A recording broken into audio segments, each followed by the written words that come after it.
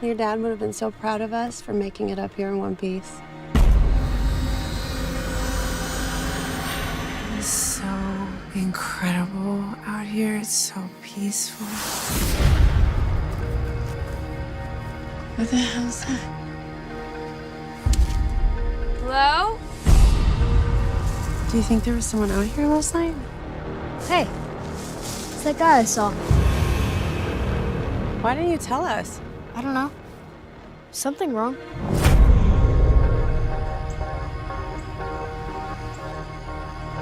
Jen? Jen! Mom? Jen's not in her tent, honey. What are we gonna do? We're gonna go get help. We can't just leave her behind. I need to get you out of these woods. We're gonna need to go off trail. Dad said you should never go off trail. Mom? Mom! Anybody need help! Oh God, what do you want? Leave us alone!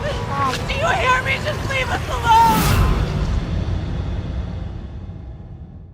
Hey, what's up guys? It is Rob from Movie Review Time, and I'm back with another movie review. And I'm here to tell you, if you ever think about going into the woods to go hiking, don't do it. Stay home where it's safe, because there's a new killer in town called the Hiker. And he's the Michael Myers of the woods. He sits there and he stares at you from afar. He wears these sunglasses. His are cooler though. He's got like a red tint. It almost looks like red eyes looking at you. He wears a hood and a cap. Don't come face to face with him. Anyway, I just saw a movie that I've been wanting to watch for a while. Just never got around to it. Came out in 2017, in December I believe, in the USA. And it's getting a 78% on Rotten Tomatoes. I don't care about Rotten Tomatoes. Who gives a shit? But the movie interested me because when I saw the trailer, I'm like, you know what? This reminds me of an 80s horror film in the woods with awesome music. And the movie I'm talking about is Desolation. I have it here on DVD. You can also watch it on Netflix right now. Directed by Sam Patton. You have Jamie Page, Toby Nichols, Claude Duhamel. It says, a great reminder to me that camping is just something I never need to do in my life, ever. And the Daily Dead said that. And it's true. This movie is I want to say, a simple idea of a person stalking somebody in the forest. Just like if someone were to stalk somebody out in a neighborhood, or at a grocery store, or anywhere. It was put out by IFC Entertainment, or IFC Midnight, sorry, IFC Midnight. And it's also a Scream Factory release. But it's basically about, you have this mother and son who are venturing out into the wilderness to spread the ashes of the father who died. He got sick and of course was cremated, and now they're going to spread the ashes on top of the mountain. They're going to spread them all over, which they actually do. And also joining them is her best friend. The main girl, played by Jamie Page, is named Abby, and her best friend Jen. There's a lot of chemistry there between them. I do like the characters in this movie. But it's just them three, and they're being stalked by this guy who's on the cover right there. Just this simple looking guy. He walks with this huge stick, and he's got, like I said, he's got these cool sunglasses that just makes him look, I don't know, it makes him look creepy but awesome at the same time. This movie did remind me of an old school horror film. I mean, the music is fantastic. I love the soundtrack.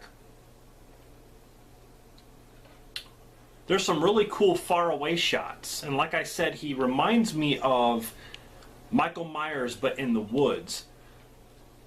The boy is sitting there by the lake, and he looks over, and way down, like I would say, the lake is pretty big, but halfway down the lake, on the shore, there's this guy standing there. He's just standing there. And the camera, I mean, it's the faraway shot, but then they zoom. The next shot is the boy, and he's kind of just like, what? Like, he's looking at him. Then the next shot is like zoomed closer, so you could tell that it was him. But the faraway shot's pretty awesome. Like, he's just standing there with the stick, and the boy, all of a sudden, he's like this, like he like waves, and the guy he just doesn't wave. He just sits there and stares at him. And then the boy, I forgot what he does. He like looks away and to look at something, and he looks back, and the guy's gone. They do that a couple times. It's a horror movie cliche. What they usually do. Oh, someone's there, and then they're not. But the thing is, this guy is stalking them wherever they go. They'll sit there and they'll be at the campground or whatever, they'll put up their tents. They'll make a fire. One of the girls gets out to go pee. She has her flashlight, and the flashlight shines on the trees, and there he is. He's just standing there between the trees.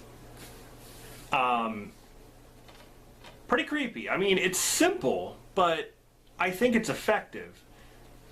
The acting in this, for me, goes back and forth. There are some cringe-worthy lines that they say in some cringe-worthy acting. But for a low-budget film like this, I mean, I'm okay with that. Not the whole movie isn't like that. I mean, there's some good dialogue. And what I like about this movie, too, is they don't fall for the stupid horror cliches that happen. Where somebody gets, okay, like let's say there's a noise. You're in your tent. There's two tents. One tent is the mom and the son. The other tent is the best friend.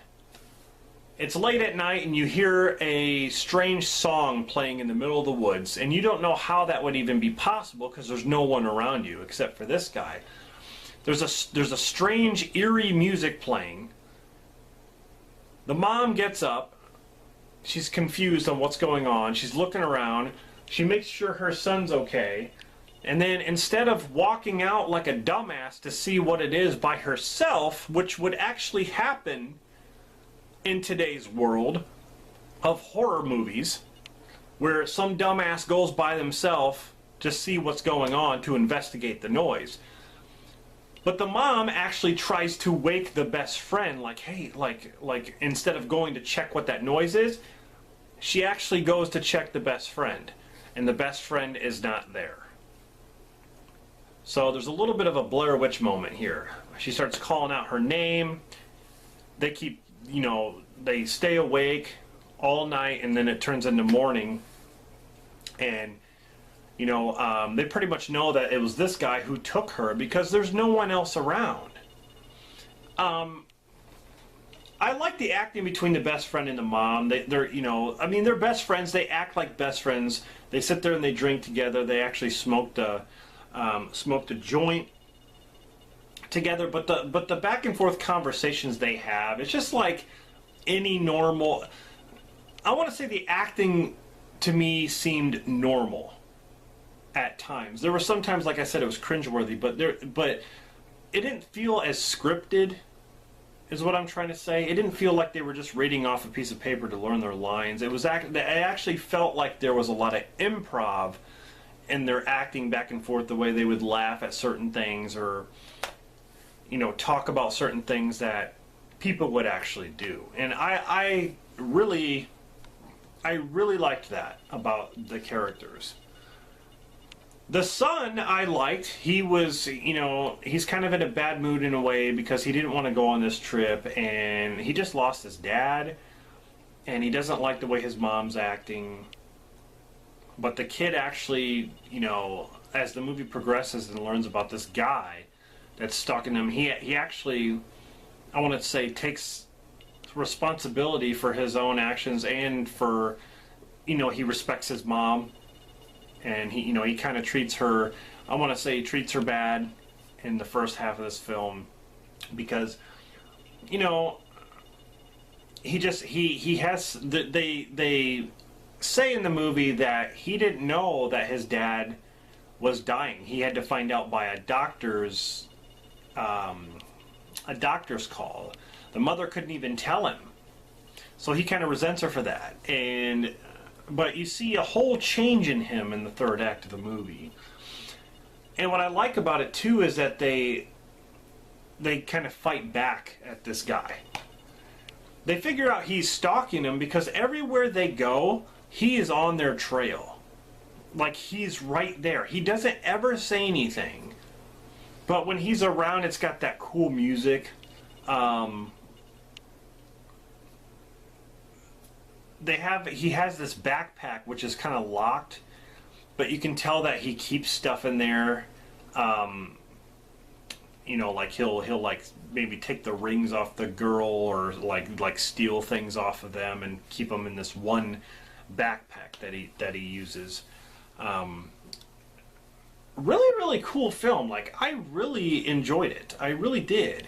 Is it the greatest? No, but I mean, for 2017, for a low budget film, you know, some of these are hidden gems, and that's why I give independent films and like low budget films a chance. Some of them can be better than some of these theatrical releases, and it's really sad that some of these films that are made so well and do, you know, really good, that they don't get more attention. They should be getting a lot more attention. And I feel like this one, if it went to the theaters, people probably would have thought it was just like maybe mediocre in a way. But because we've all, you know, seen movies about people in the woods who are getting stalked, or people who are after them. I mean, they really ramped it up with the Wrong Turn series. You know, the Wrong Turn movies is basically that same kind of thing. The only thing is they're cannibals, or they're you know, deformed hillbillies, and you know, they're chasing after these people in the woods. We've seen it, but what I like about this is the character. I mean, this dude, who's just a simple guy. You don't need to go overboard with effects and make someone look deformed. You don't need to have any of that. All you need is someone like this, a simple guy that you would maybe see out in the woods who's creepy, and go from there. And that's all you need. And I thought they did a good job with that. Actually, I think that's where it succeeds.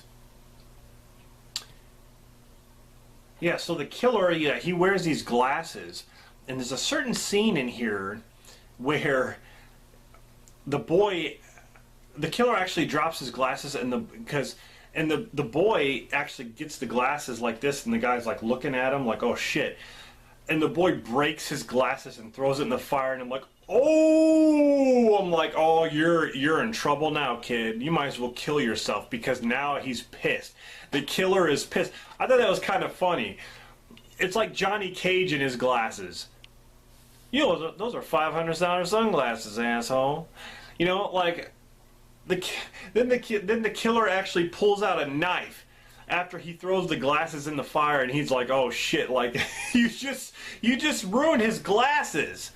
Oh man, I can't think of what would have happened if he would have took his hat off his head. Oh my god.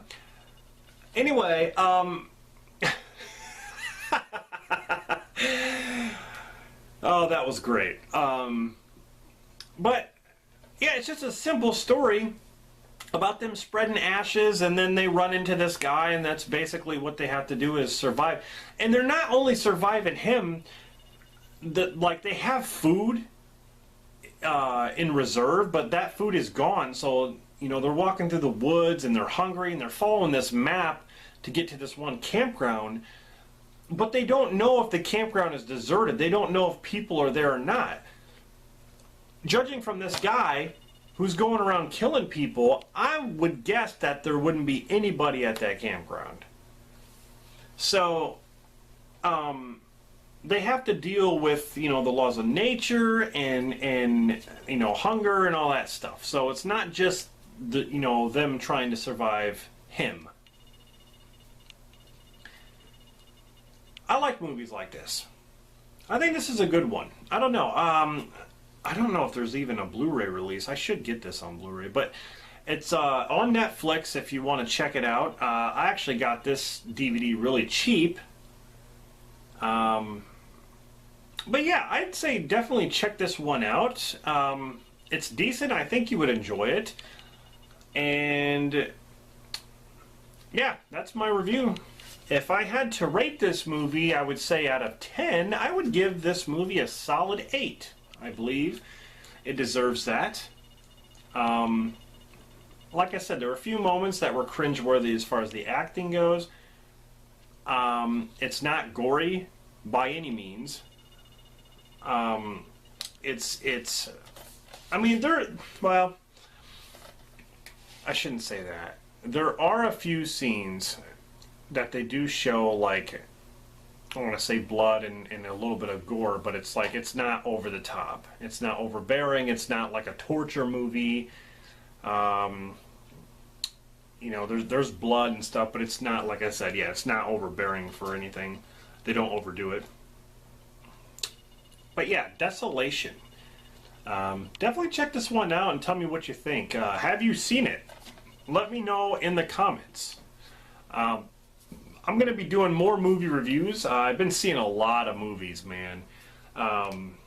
Probably more than I should. But it's just, you know, I love checking out movies, movies that I haven't seen. There's a whole stack right over here. I don't know if you guys can see that, of movies that I still need to watch.